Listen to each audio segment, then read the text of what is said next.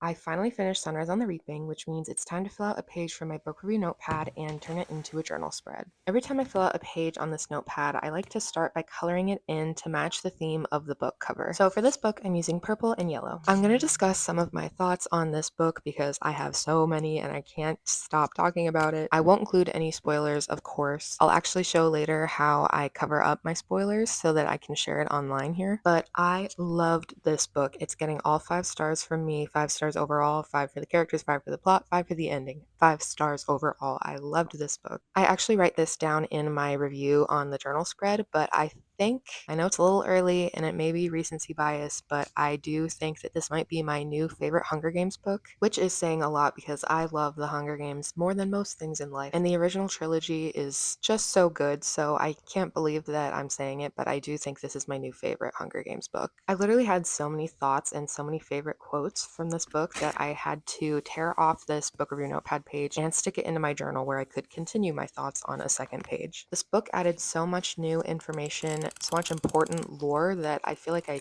can't even imagine the series without it now. It's going to make rereading the original trilogy and Ballad of Songbirds and Snakes just a completely different experience. I'm going to have to do so much annotating and highlighting. There isn't much regarding lore that I can discuss without spoiling, but I will say that there are some big characters from the original trilogy and from Ballad of Songbirds and Snakes that make a reappearance in this book. Of course, the original trilogy is written from Katniss's point of view, so we don't have that much information to go off of for things that aren't directly affecting her, and the information we do get from her is biased. So it's amazing to get to read more about these characters, some information that we didn't know before, and to hear their first-person point of view and realize that a lot of the information that Katniss had and was thus giving us was actually biased because it was propaganda. And it really makes you question everything else we've been told in the other books. How much of that was actually real and how much of it was manipulated by the Capitol or completely made up. I think you can see why I ran out of room on my review page because I just have so many thoughts about this book, so much to say. I could have done several more pages, especially with the spoiler heavy thoughts that I have. But this is how the final spread turned out. Let me know if you've read Sunrise on the Reaping yet, and if you have, what your thoughts are on it, because I would love to discuss this book in the comments.